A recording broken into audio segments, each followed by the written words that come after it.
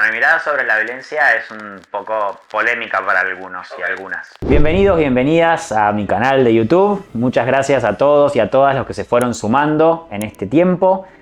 Hoy vamos a hablar sobre uno de los temas centrales que vamos a recorrer durante muchos y muchos encuentros, que es el de la violencia de género. ¿Qué entendemos por violencia de género? ¿Los varones somos solo victimarios o también podemos entendernos como víctimas de la violencia de género? Esto puede ser un tanto polémico, pero yo les quiero contar cuál es mi punto de partida en relación con este tema. Si nosotros nos planteamos la cuestión, el análisis de la violencia de género desde una cuestión normativa, vamos a encontrar que las primeras referencias a nivel internacional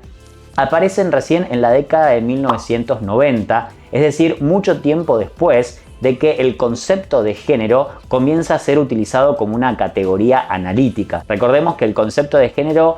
nace en la década del 60, es incorporado por los movimientos de mujeres para dar cuenta de las desigualdades existentes a nivel social entre varones y mujeres y referir que esto no es un dato natural, un dato objetivo, sino que tiene que ver con la construcción que las sociedades, los hombres y las mujeres realizamos en relación con esto. Es decir, que el género es una construcción social. Pero como les decía, la violencia de género como concepto en sí, como categoría, aparece recién en la década de 1990, particularmente en el año 1992, cuando a través de la resolución general número 19 del comité de la CEDAW se menciona que esta es una problemática que afecta particularmente a las mujeres, que una de cada 3 mujeres sufren una situación de violencia de género, particularmente al interior de su propio grupo familiar. Luego, en el año 1994, se sanciona en el ámbito del derecho interamericano el primer instrumento internacional que reconoce, que menciona expresamente a la violencia de género como una problemática estructural, es decir, que tiene que ver con el modo en que históricamente se construyeron y se construyen las relaciones de poder entre varones y mujeres. Sin embargo, esta cuestión de la violencia de género digamos, de alguna manera es enriquecida a partir de un aporte conceptual que también se plantea en la década de 1980 por una feminista muy relevante, la historiadora Joan Scott, que es la perspectiva relacional, es decir, este carácter relacional del concepto de género, que nos sirve para entender, para interpretar en esta misma clave la problemática de la violencia de género. ¿Y qué significa que el género es un concepto relacional? Implica que no se puede entender como compartimentos estancos. Es decir que, por ejemplo, lo que nosotros definimos como ser mujer, ser o comportarse como mujer en Argentina en el año 2024 no es lo mismo que se interpretaba a comienzos del siglo XX. O incluso aquello que interpretamos como ser mujer, ser varón en Argentina, pleno siglo XXI, no es lo mismo que se interpreta o que se define en un país como Arabia Saudita, donde las culturas son distintas. Es decir que esta cuestión del género, es decir, las normas, las reglas sociales que nos dicen cómo ser y comportarnos, deben entenderse de acuerdo a un contexto histórico-social, es decir, que no se vinculan con una cuestión esencialista, con un dato biológico, sino con estas construcciones sociales. En consecuencia, lo relevante pasan a ser los modelos sociales de género, es decir, estas reglas, estas normas que existen a nivel social y que, reitero, nos definen cómo tenemos que ser y comportarnos. Esto, trasladado al análisis de la problemática de la violencia de género, nos hace poner el foco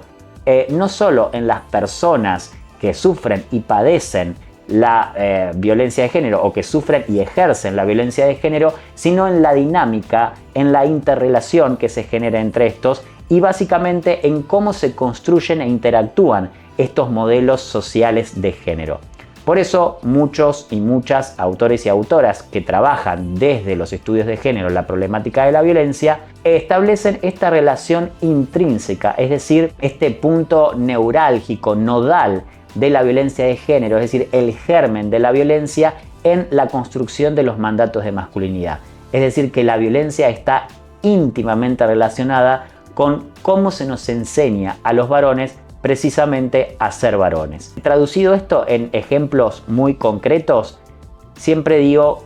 vayamos a episodios de nuestra propia infancia. Si nosotros teníamos un conflicto con un compañerito en el jardín o en el colegio, ¿dónde lo teníamos que resolver? En la puerta, ¿sí? No podíamos recurrir ni a las docentes ni a nuestras mamás, porque inmediatamente éramos tildados como mujercitas, como maricones, etcétera, etcétera. Es decir, que se nos restaba de alguna manera este carácter de lo masculino, ¿sí? Siempre también lo traduzco en este lema de mientras más violentos, más machos. Es decir, que se nos enseña a los varones que la violencia es una herramienta respecto de la cual podemos echar mano para construir nuestros vínculos sociales. De manera, reitero, que el germen de la violencia se relaciona con estos modelos sociales de masculinidad y cómo se nos enseña a los varones a ser varones. Esto da pie para una propuesta muy interesante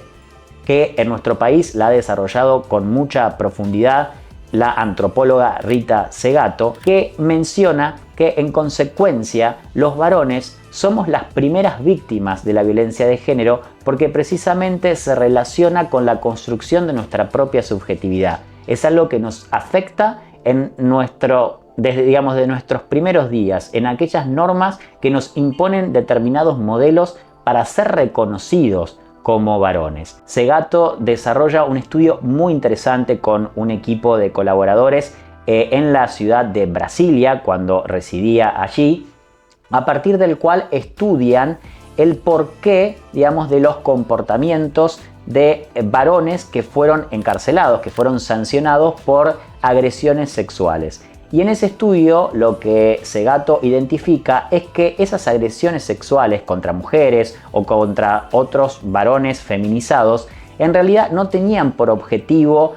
satisfacer de alguna manera una cuestión libidinal, una cuestión sexual por parte de los agresores, es decir, un acto meramente de sometimiento del cuerpo del otro, sino que eran crímenes que en realidad enviaban un mensaje hacia sus pares. Es decir, que ese acto sexual en realidad es un acto comunicativo a partir del cual los agresores envían un mensaje a sus pares para ser reconocidos en su calidad de varones, en su calidad de machos, podríamos decirlo así. De manera que esto abre la puerta a la posibilidad de considerar que también los varones somos víctimas de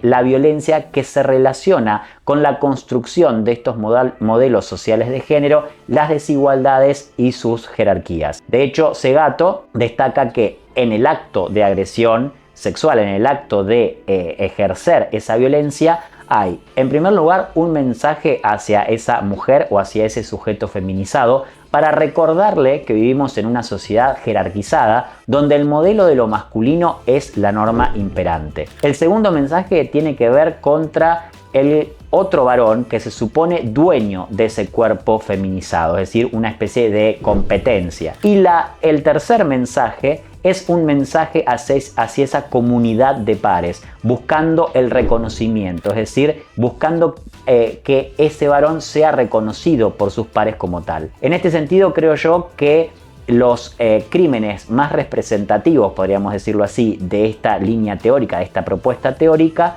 son las agresiones sexuales en grupo, es decir, lo que a partir del famoso caso en España se conoce como las agresiones sexuales o las violaciones en manada. Creo que esos son los casos, los ejemplos que representan de manera más patente cómo opera, esta cuestión de los mandatos de masculinidad en el ejercicio de las violencias. En esta misma línea, Kaufman, otro teórico, un aporte de los estudios de las masculinidades, sobre los cuales también vamos a conversar en este canal, introduce la tríada de la violencia, en la cual señala que los varones que ejercen violencia lo hacen en relación con las mujeres o los sujetos feminizados, en relación con los otros varones, para, como Segato plantea, enviar un mensaje para ser reconocido como tal, pero también en ese ejercicio de la violencia ejercen violencia contra sí mismos, precisamente porque implican una limitación muy importante sobre la propia subjetividad de los varones. En este sentido, y para ir cerrando la idea, no sé si, como plantea Segato, los varones somos las primeras víctimas de la violencia, pero lo cierto es que si complejizamos la mirada, si entendemos que la problemática de la violencia de género no es solo una problemática unidimensional de la violencia que ejercen los varones contra las mujeres, sino que entendemos que tiene que ver con la construcción de estas pautas sociales, ¿sí? De las jerarquías existentes entre los modelos sociales de género, podemos encontrar respuestas más efectivas que nos permitan trabajar sobre las causas reales, sobre el caldo de cultivo que genera la violencia. Espero que les haya gustado este contenido y, por supuesto, como siempre, espero sus comentarios, sus críticas, sus opiniones en los comentarios, valga la redundancia, de este video, y si no, a través de mis redes sociales.